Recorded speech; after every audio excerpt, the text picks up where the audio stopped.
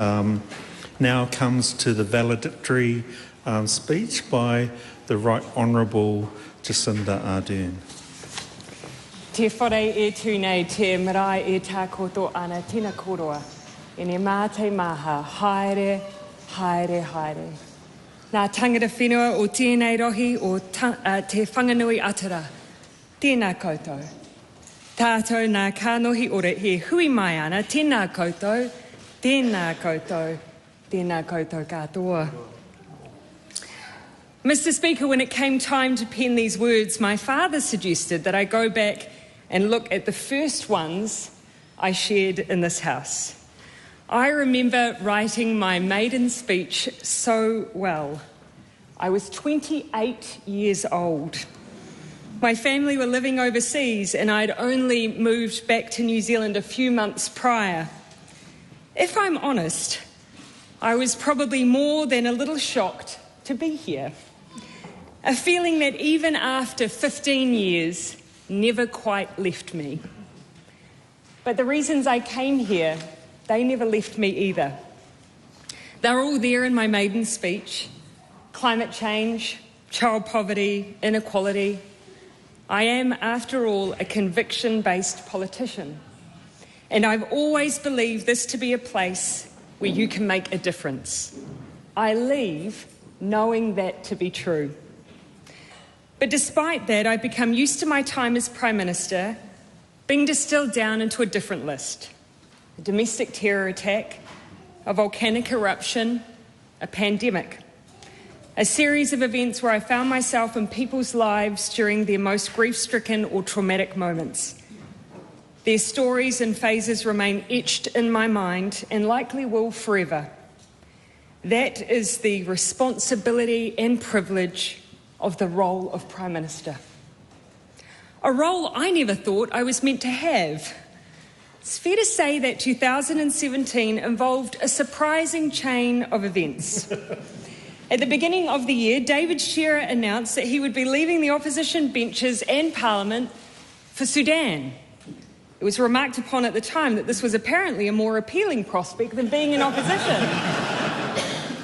I found myself in a by-election for Mount Albert and soon after that as Deputy Leader of the Labour Party. But that was just the half of it. It was the 1st of August and we were a mere 7 weeks out from an election when Andrew Little stood down as leader of the Labour Party and nominated me to take his place. I've always found it hard to explain what that period felt like. It was a cross between a sense of duty to steer a moving freight train and being hit by one. And that's probably because my internal reluctance to lead was matched only by a huge sense of responsibility. Andrew, I likewise know that you made your decision with that same sense of responsibility. And while I have never known whether to curse you or thank you, I'm grateful for the faith you always had in me. The 7-week campaign that followed was frenetic. Mike Jaspers, my Chief Press Secretary at the time, recently reminded me that a week into the job, after a very long day, I fell asleep on a plane, woke up with a start, and asked him if I was still the leader of the Labour Party. Those few short weeks were also a blessing. There was no time to be anything but myself. And I also had the chance to be involved in everything. A real treat for a control freak. I remember sitting at my desk in the home that Clark and I shared in Auckland, writing a campaign launch speech. I knew I wanted climate change to be front and centre because I believed it would define our generation of politicians. I called it our nuclear-free moment. I believed it then, and I believe it even more now. When I came here 15 years ago, we talked about climate change as if it were almost a hypothetical. Some didn't even give it that credit. In 2008, I sat in that lobby as the ETS was weakened and the yo-yo of climate policy continued. But in the intervening years, we have seen firsthand the reality of our changing environment. From Northland to Coromandel, Tokomaru Bay to Bulla, and I've seen the people it's impacted. like the elderly couple on the West Coast who had lived in their home for their entire married lives.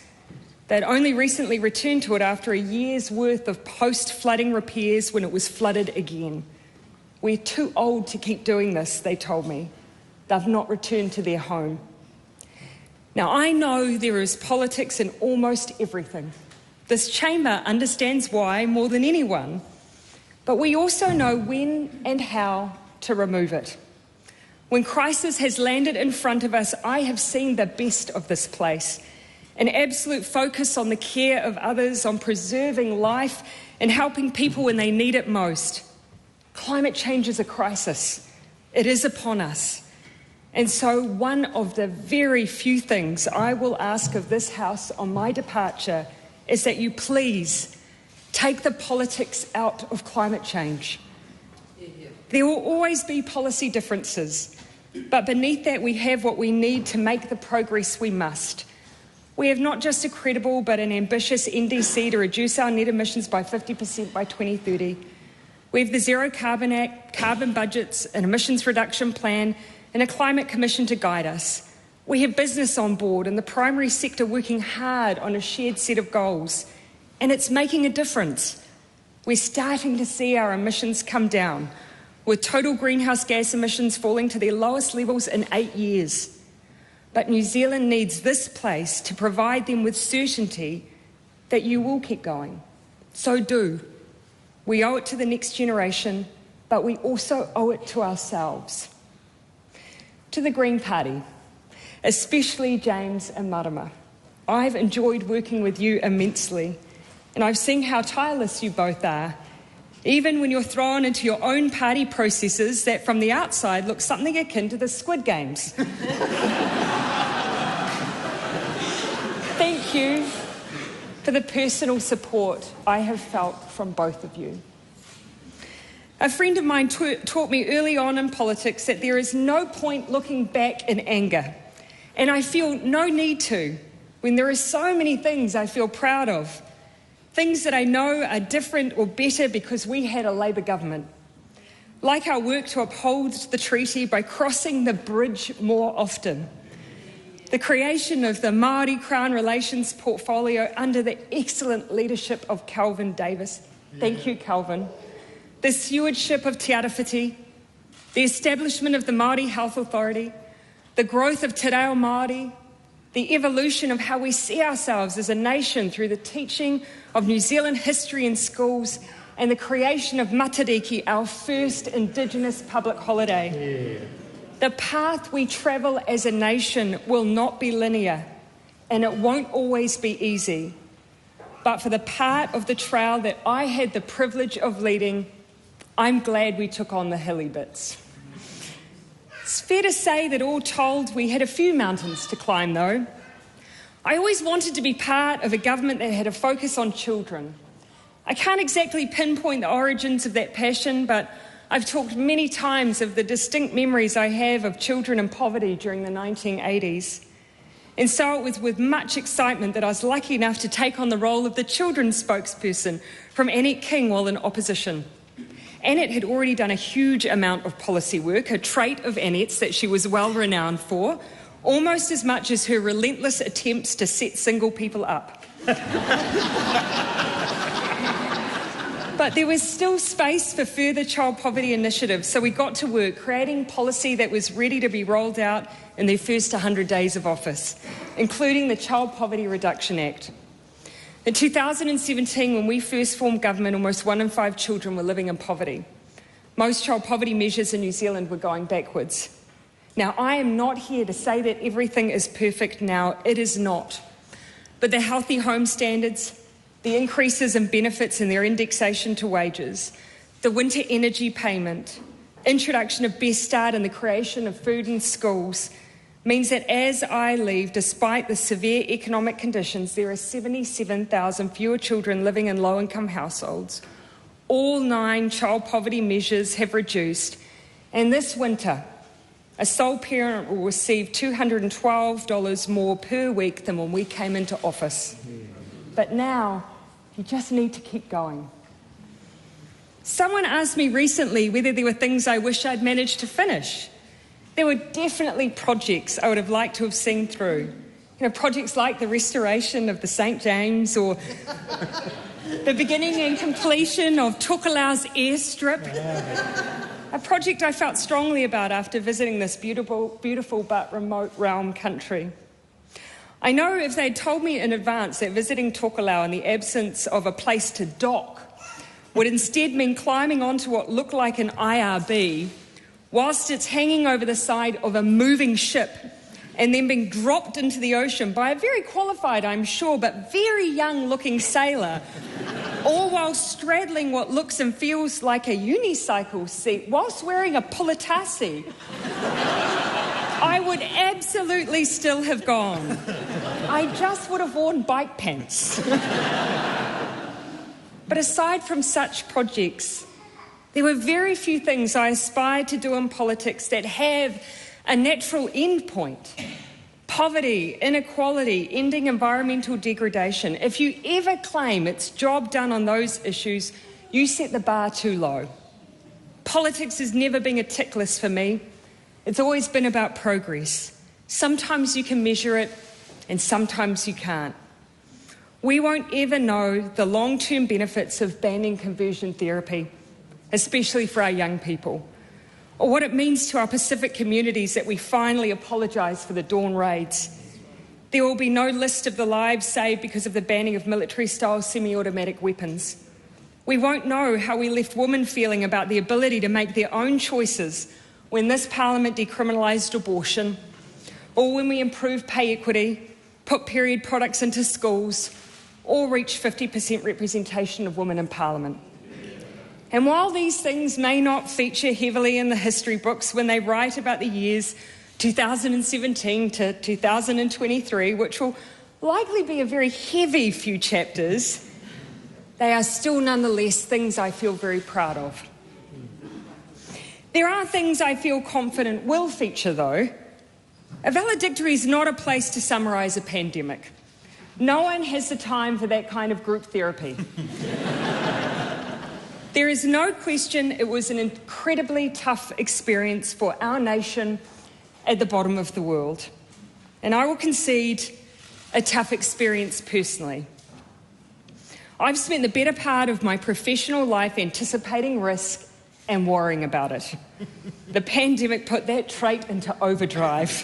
For roughly 2 years, there were certain people that when they called me, I would go into a cold sweat and have to sit down. If I was on the road and in a meeting and any of my staff had to leave the room, it would have the same effect. Not a case, I would quietly think. I remember all too vividly a visit to Auckland University in August 2021 when then Minister Hipkins got one of the dreaded health calls, the one that led to the Delta outbreak, and what was, I believe, the hardest part of our COVID journey. I called Clark and simply said, "Code red." He picked up Neve and we had 30 minutes to pack and get to the airport, not knowing it would be many months before we returned home as a family. So long in the life of a small child, in fact, that when we came back to our home in Auckland, Neve asked me where the toilet was. I've often been asked what the hardest thing was about COVID. There were so many, but the unknowns was definitely one of them. I had a call with my Chief Science Advisor, Dame Juliette Gerard, very early on. I'd been thinking about how we managed the border in the future and so asked how long she thought it would be before we would have a vaccine that might help us do that. Well, if we're lucky, she said, I'd say 5 years. I slumped into my chair. COVID made me sit down quite a lot, as it turned out. Thankfully, though, we had something better than luck on our side. We had science, and I remain forever grateful for that. But that wasn't the only thing that got me through. Firstly, I always knew there were New Zealanders out there doing it tougher than whatever we were experiencing on any given day. And it was them that we were there to serve. Secondly, I was surrounded by wonderful, smart, compassionate people trying to do the right thing. We didn't always get it right. I didn't always get it right. But we were always motivated by the right things. Thirdly, and most importantly, we went in as a nation with a goal to look after one another, and we did. A few weeks ago, to mark my departure, Dame Juliet gave me a mug. It had on it a graph depicting excess lives lost across developed nations. New Zealand had fared the best. If it wasn't so unorthodox for a valedictory, I would probably hold it up for no other reason than I love a house prop and to remind everyone what it was all for. You saved people's lives. Was it hard? Absolutely. But we'll never know who you kept on this earth to know how truly worth it was. To Dame Juliet, Sir Ashley Bloomfield, Dr. Caroline McElnay, Dr. Ian Town, Grant Robertson, Julia Hayden-Carr, Leroy Taylor, Andrew Campbell, Holly Donald, Brooke Barrington, Rob Fife and Raj Nana, and later Chippy and Aisha, you were part of a core team of people I relied on through that period. You and Alison Hull's sausage rolls. Thank you. We did lose other things along the way. One, in some ways, was a sense of security, that we can engage in good, robust debates and land on our respective positions relatively respectfully. But for some, that didn't happen during the latter stages of COVID. And while there were a myriad of reasons, one was because so much of the information swirling around was false. I could physically see how entrenched it was for some people. I was in Whanganui when a visit I was meant to make to a vaccine bus was called off because of protest. After a few hours, the protest passed and I went back, not wanting to let the people down we were due to visit. There was one lone protester still in the vicinity who, as I left, started shouting at me. They were mostly focused on a particular conspiracy that was completely false. So I stopped, doubled back, and told them that. I was idealistic enough to believe it would make a difference. But after many of these same experiences and seeing the rage that often accompanied these conspiracies, I had to accept I was wrong. I could not single-handedly pull someone out of a rabbit hole. But perhaps collectively, we all have a role to play in stopping people falling in the first place. This is not a single-issue problem. I've seen the same fractured debates based on distorted half-truths and complete falsehoods emerging on a range of different subjects. This is not a question of free speech. Free speech is a right this House is unified in defending. Those who try to dress up the issue of disinformation as being an attempt to silence people are ironically themselves shutting down a discussion that must be had. Debate is critical to a healthy democracy. But conspiracy is its nemesis. Now, the answers aren't easy, but having witnessed what it can do to the corners of our beloved country, when perhaps we considered ourselves immune, I can tell you they are answers I will keep looking for. There were many moments that have left me bereft, though. I still struggle to talk about March 15. There is an image from the day after the attack that was taken of me through a window. And I don't believe I've mentioned what was happening in the moments it was taken. We'd brought together a group of politicians to travel to Christchurch, and the Defence Force carried us.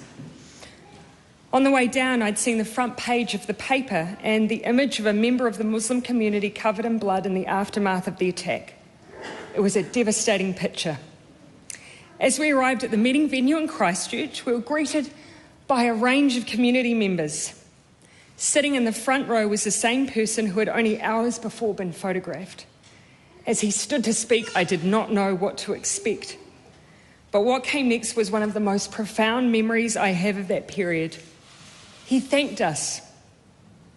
Here was someone who had been through the most horrific experience I could imagine. And he thanked New Zealand and expressed gratitude for his home.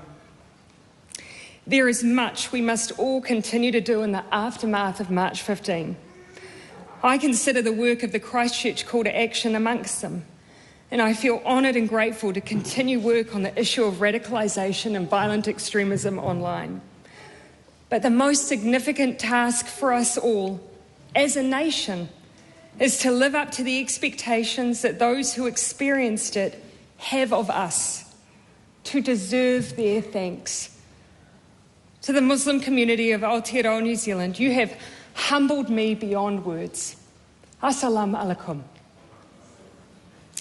Mr. Speaker, having sadly seen our nation in horrific moments of grief, I've concluded that countries, they don't move on from tragedy, rather they become part of your psyche. But the way these moments weave themselves into our being will be determined by how we confront them. We've never lost more lives in New Zealand in a single tragedy than we did in Erebus. Time may have passed, but the deep loss from that event has not. Apologising for what happened was the right thing to do. Now the least we owe families is a memorial. As for the Pike River families, it was an honour to see through the promise we made to you, but an even greater honour to get to know incredible people like Anna Osborne and Sonia Rockhouse, who I consider friends. Thank you for what you have done to try and help us all learn from your experience, and may it never happen again. Mr. Speaker, I've often said that whatever I did here, I never did alone.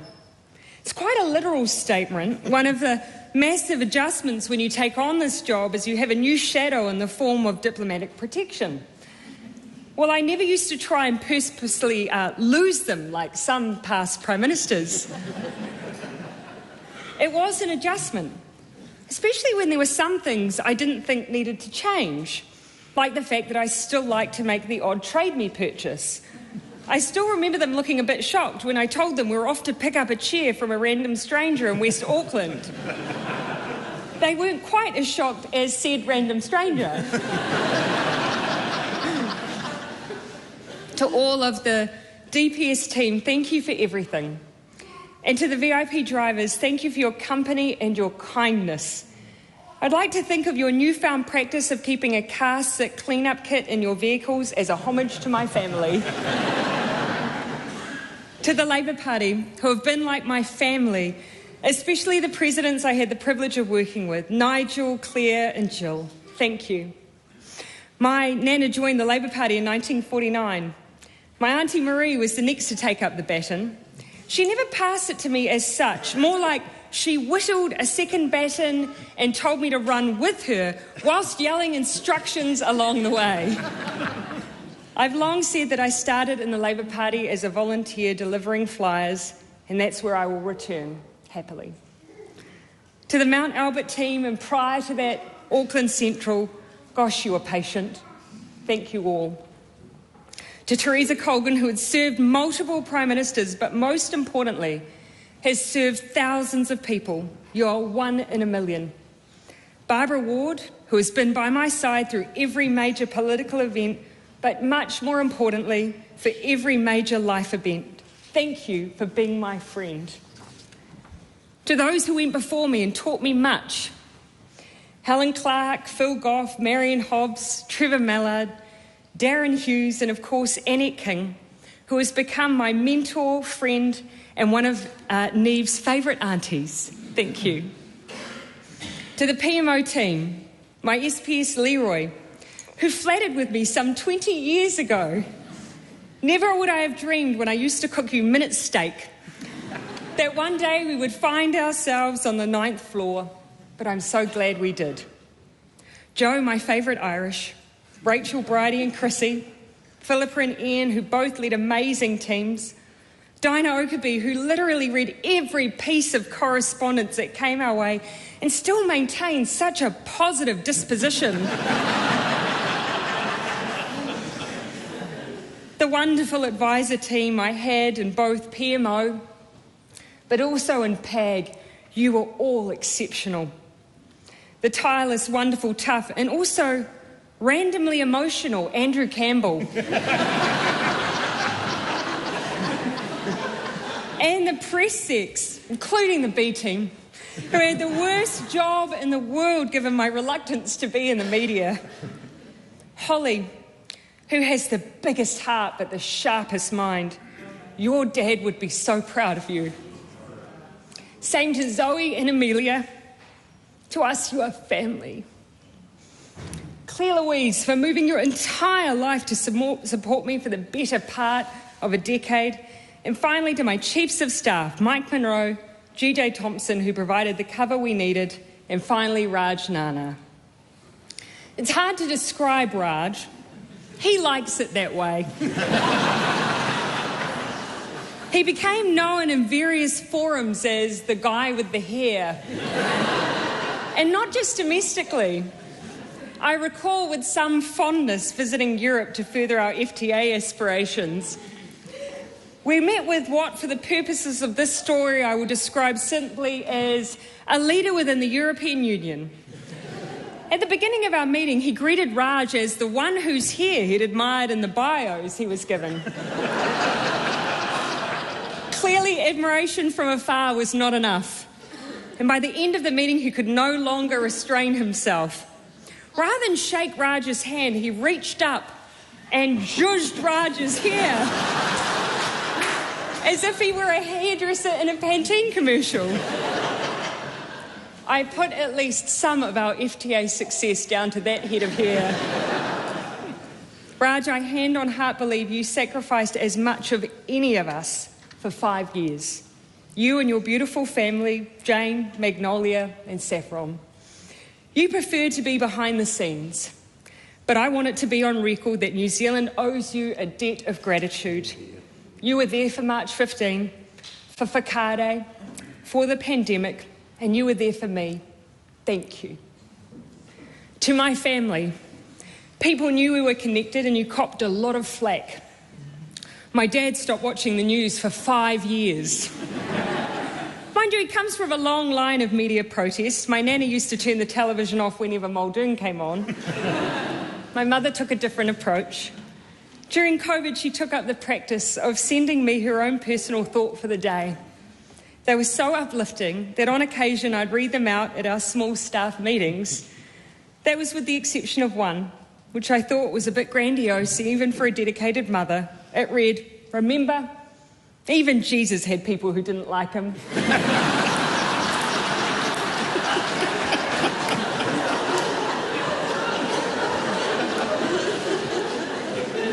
To my family, thank you for all your patience, your love and support. And that goes especially to my wonderful mother, my wonderful father, and my beautiful sister Louise. But also the Gayfords, the Dusans, the Cowans and Frasers. I love you all. To my darling girl, Neve. Gosh, I love how independent you are already. She's up there. She's just on the floor somewhere. Means you won't grow up being known as the ex-Prime Minister's daughter, but rather I will happily be known as Neve's mum, and I wouldn't have it any other way. And to my love, Clark. Not many politicians have a partner when they say, "I'm thinking of leaving politics," reply, "I think you should stay." But that's who you are. You are fiercely loyal. You always had my back. But you are also a fighter. You believe in 3 things fiercely: social justice, protecting our oceans, and that a good tea should have decent brew time. Thank you for keeping my cup full and for personally enduring so much rubbish. You are a keeper. And finally, to this team of people around me, I've said it before and I'll say it again, I've never worked with better people. I know without a shadow of a doubt that you were here for the right reasons. I saw it regularly. Every Tuesday at the end of caucus, I would read a letter of the week, something from the large correspondence files that captured what was going on in people's lives and reminded us all why we were here. But you never needed reminding. I leave behind great friends among many of you. But I do want to pay special tribute to Grant Robertson. Grant has been both an office mate when I came into work in Parliament and then a benchmate. He often credits himself with having taught me to swear. When it suits him. I recently had a wee slip of the tongue in this house when referring to David Seymour. And I didn't see him take any ownership of that wee comment. Despite, I should add, being caught on the mic agreeing with me rather profusely. It's fair to say I took the title of Deputy Prime Minister very literally. For me, we were a team. And that is how I'd like the history books to record the major milestones and challenges that we faced. I did not take them on alone. I took them on with great people, and especially with Grant. Thank you for the role that you have played and will continue to play for New Zealand. You are a brilliant finance minister and a brilliant friend. I know I leave this place in good hands, especially with the leadership of Deputy Prime Minister Carmel Sepuloni and Prime Minister Hipkins, or Chippy to me. I was thinking of ways that I could summarise who Chippy is for me.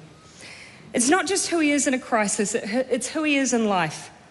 In the aftermath of Cyclone Gabrielle, I called Chippy to see how he was. I could hear I was on speakerphone as he described another busy day. What up to you now? I said. I'm making the kids' lunches for tomorrow, he said. He then went on to describe in quite some detail what he was planning to put in each corner of their bento box. It's fair to say he lunchbox shamed me. Chippy is thoughtful, focused, and importantly, he's caring. We're all in good hands. And now it's time for me to leave this place to the amazing people around me. But I want to spend the last few moments I have here talking not about why I joined them, but why others should. And not just in Parliament, but in leadership. Most of you know my story. I don't consider myself to have had anything in my life that made me especially extraordinary. I was a child of the 80s, born to the son of a drain layer and the daughter of a farmer. My parents worked hard, really hard. My father was a policeman. My mother ran the canteen at the local school.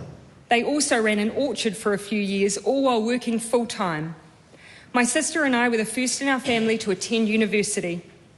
I was anxious about taking a student loan on, so I worked multiple jobs and entered speech competitions. Or to be precise, my mother entered me into them to try and earn a little extra money to put myself through university. I was a warrior. I anticipated that everything that could go wrong would. Some might say the worst possible character trait to have as a politician, or the best, depending on how you cut it. While I convinced myself that you cannot be a warrior and be in this place, you can. You can be that person, and you can be here. I'm sensitive, or as Maggie Barry once called me, a precious petal. I remember in my early days being thrown by the odd nasty comment or negative commentary. I even went to Trevor Mallard for advice on how to harden up.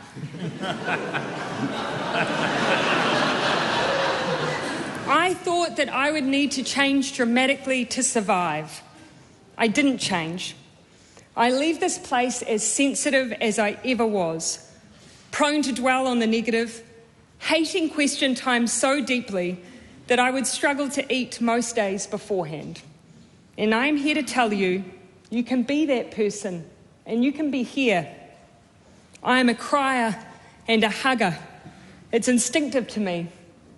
I remember going into the aftermath of Whakaare and seeing a comment about how I was just going in to hug people again. It stuck with me. So much so that when a first responder who was emotionally telling me about their experience, I had an internal argument with myself as to whether I should comfort them when I knew I would likely be criticised. I would rather be criticised for being a hugger than being heartless. And so hug I did, a lot. You can be that person, and you can be here. I'm a mother. I obviously didn't start out that way. When I ran for Parliament in my 20s, I remember being afraid that I was choosing a path that meant I wouldn't get to have children. Because who has a personal life in Parliament? I was lucky. The job brought me to Clark, but having kids was a whole other challenge. When I was 37 years old, I was told there are a range of factors that meant I hadn't been able to get pregnant, and stress was probably one of them. We decided to use the help of science, but as so many couples experience, that wasn't straightforward. I'd not long experienced a failed IVF round when I became leader of the Labour Party. I thought that I'd found myself on a path that meant I wouldn't be a mother. Rather than process that, I campaigned to become Prime Minister. A rather good distraction as far as they go.